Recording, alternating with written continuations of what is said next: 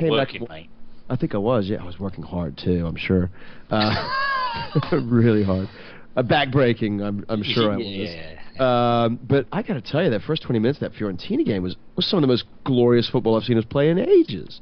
I mean, they didn't know what to do with us. And so, to Ken's point, I thought, well, gosh, I really thought we'd roll over West Ham. I thought an Andy Carroll-less West Ham where nobody's really pressed them like we're going to press them.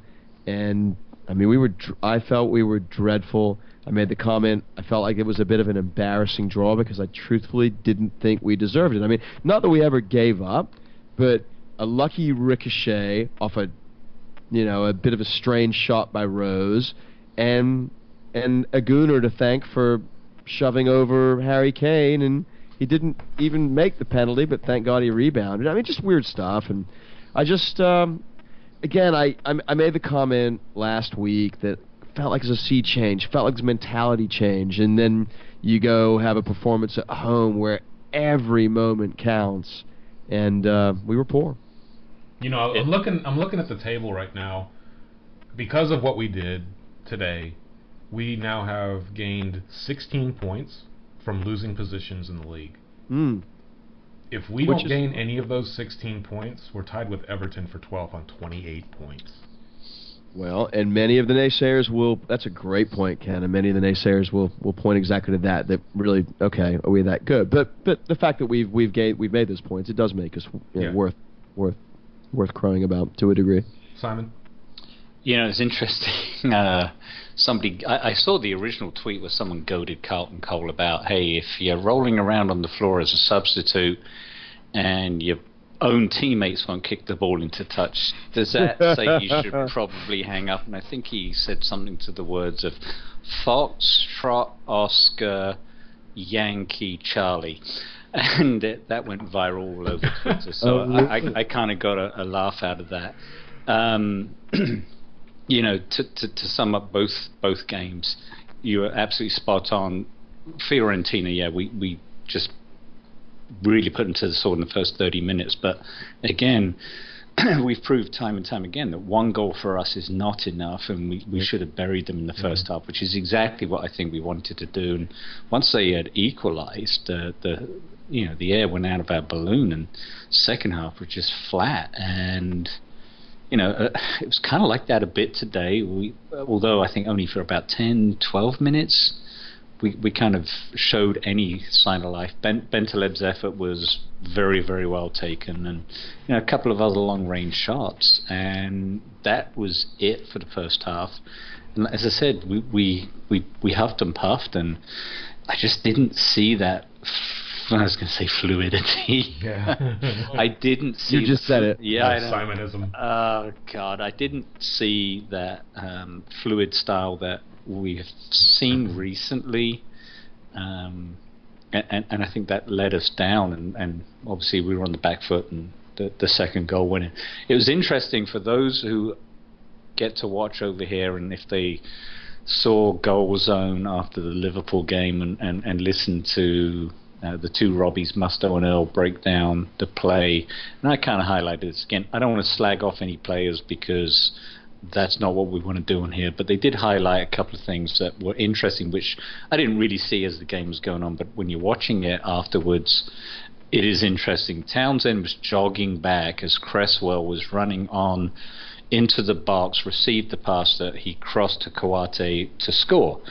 And when you highlighted it as such, it was very, very idle of him to be backtracking that poorly to provide that extra cover. And that was a glaring opportunity. The fact that you had Dyer and Vertonghen in the middle, and Kouate was pretty much unmarked. I think Vertonghen was marking Sacco.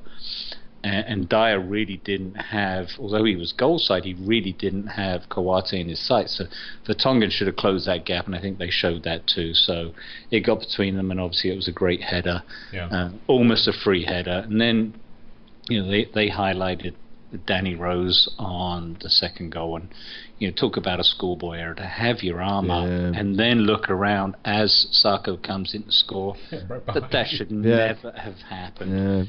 And I think I think Keith Nicholson was saying the analysts in the UK were mentioning that I guess it was whoever was there in the offside position was Kawate, was interfering with play. On second thoughts, looking at it, I don't think he was. So he was in an offside position, but he wasn't interfering. He missed the header. I don't think anyone over here grumbled about it, and I don't know what Danny was thinking. Granted, like the North London derby, he atoned for that by scoring a goal, and although I think he was trying to get shades of his debut against Arsenal, very similar circumstances with the punch out from the keeper. Didn't hit it so cleanly, but you know what? They go in, and what's that, his second or third goal this season? Yeah. I believe 3. So do we need to talk about Danny Rose, because he's a left back who can't defend? But so let me ask this question, and you two answer, because I don't know. Is it a product of he is completely oblivious to what his responsibility is on the pitch at times, or is it a lack of communication among the other players on the pitch that should be telling them, hey, you gotta, your man's behind you? Are we missing some of the verbal communication? The whole back four was all looking to the person crossing on the second goal and not looking at who was in the box or behind them. But are the They all did. Well, I don't know where the defensive midfielders were. But that was disappointing. I think we just lacked some discipline in defence today. We've seen it a little bit. Yeah. Walker not marking Ozil in the North London derby. He did it again in the Fiorentina match. Fortunately, nothing happened. The pass didn't get to him, but it was going to if it hadn't been for a block from somebody on the right hand side of the field. But he was doing the same thing. He was closer to Lloris, while there was someone on the right that was way on his right that was just not marked, and those are the things that I think we've just been a little lackadaisical in the last few games. We didn't want to talk about the Liverpool game. I think we addressed that last week when the lads were on, but that game was I think sloppy by our standards, and it's been 3 games where we've. And it seems like, though, like when we watched the Liverpool-Southampton game today, one of the things that got mentioned early on, or maybe at halftime of that match, was Liverpool's resurgence. 5 straight clean sheets on the road for them. And Robbie Earle, I think, had brought up a point that Liverpool has found a balance now between their attack and their defending. They're not just blow the ball forward and we'll deal with the consequences on the reverse side.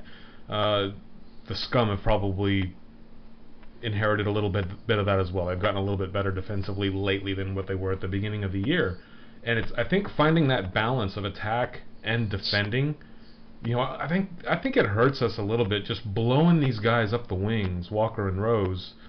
I understand that that's the system, and I understand we're going to play a high line, but I don't know if we necessarily have the correct personnel to do that kind of a system. And maybe this is one of those things where Pochettino goes in at the end of the year and says, look, I did really good with what I had to work with. Here's now the players I need to make this system work. Or is it a system that says, you know what, the kids are 20, 21, 22, 23 years old. It's just going to take some time. Well, let me speak to some of the comments that you made there.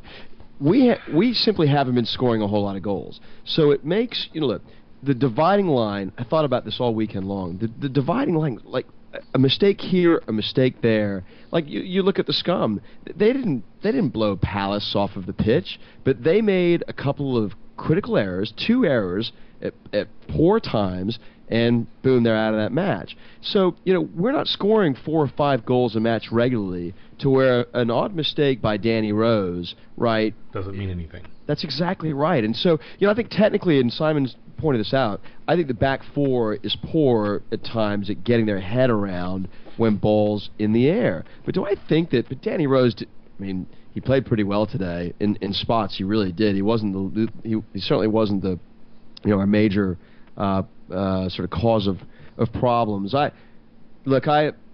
If we scored more goals, we wouldn't be talking about the odd error that a defender makes, and that's been part of our problem. And so what I'd like to do is go back to what Simon, and I'm not taking the piss, Simon, you talk about, I'm going to say it, fluidity. Look, we didn't have it today. We had a ballsy lineup move that can certainly be debated, which was Dembele for Eriksson, which I think Poch sort of looked at it from the perspective of, I think he's good enough to do this. I think he's good enough to sort of champion and captain the middle, if you will, and be a boss and create. And he failed miserably at it. Terrible.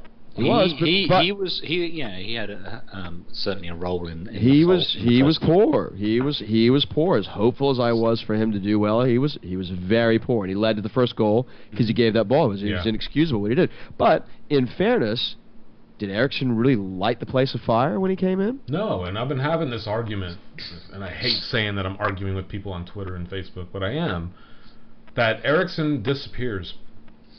And he did this last year. 3, 4, 5 games, he does nothing. He does piss all about anything on the pitch. He can't defend, and if he's not creating or scoring goals, he's worthless to us. The best thing he did today was the free kick he took that almost went in, that Adrian made a really good save on. That is it. He did piss all the rest of the day. And, everybody knows I'm a Lamela fan, so I get attacked on Twitter for it. His bad is worse than his good, blah, blah, blah. You know what? My argument to them is at least he's consistent. You know exactly what you're going to get out of that kid every single time that he steps on the pitch. Yes, he's going to make errors. Yes, he's going to make oddball passes. He sat for a year, hurt, came in. He's still kind of acclimating himself to this league. You know what? He's not a massive goal scorer. So if that's what you're expecting out of him, you're going to be thoroughly disappointed throughout the course of his career at Spurs. Kenny, I'm going to disagree with you. He scored 15 in Serie A. He's expected to score more than one goal in the Premier League. Sorry. He's scoring. You know what? The goals that he scored in Serie A, none of them were against Juventus. None of them were against Inter. None of them were against Fiorentina. They were all against Palermo, Parma, Cagliari, and teams that wouldn't even be in the championship. He's scoring goals in Europa League and in the Cups. I mean, he can pop in a few doing that. If he'd played, 80% of his, games during the year against, teams that are in League Cups and in Europe, he's going to score 15. But he's going to distribute the ball. He's going to create. And, I hate using the comparison to Hoddle because he is nowhere near what Glenn Hoddle was for this football team. Not even close. But I've heard a lot of people tell me that Glenn Hoddle used to drive them bananas because he would go 2, 3, 4 games making mistake after mistake after mistake because he was a flair player. Ever since I became a fan of this club, all I hear is people talking about, I want pretty football. I want flair players back. Well, guess what? Now you have one. You have to take the good with the bad. He's going to make errant passes and he's going to make all these mistakes, but when it comes off, it can be possibly brilliant, i.e. the Rabona, the goal against Burnley. Hang on. I have to say one thing, Kenny. That is outstanding banter. But what I'm saying is that there's a disconnect in the midfield right now. Yes, and we've lamented everything that we've really bitched and moaned about all year has been about our ineffectiveness in our midfield, and that's exactly what we had the last 2 matches, especially today. Fair? Fair. But, okay, Simon, what were you going to say? Because you were jumping in. No, I don't mind Lamela. What frustrates You're not a huge is, fan of him. Come on. No, I'm not either. And that's fine. You don't have to be. No, what frustrates me about him is he has this tendency to fall over too much. He will get in an advanced position. He can't distribute the ball like he maybe wants to, or because of the physical nature of the English game, he cannot. And that may be something that Poch needs to correct or instill in him, that you've got to release the ball because you cannot waltz your way through all these players. Yeah. I think he gets so far up the field with the ball at his feet, and he's like, "Oh shit, I can't do anything, so I think I'll fall over and try and win a foul." Okay, well, I think that's the thing that annoys me a little bit. And let me interject this because I tend to eyeball him even when the ball is not anywhere near him, and then the ball gets to him. And it seems like a lot of his errant passes are because there are other players who aren't making the runs that he's feeling or anticipating that they're going to make.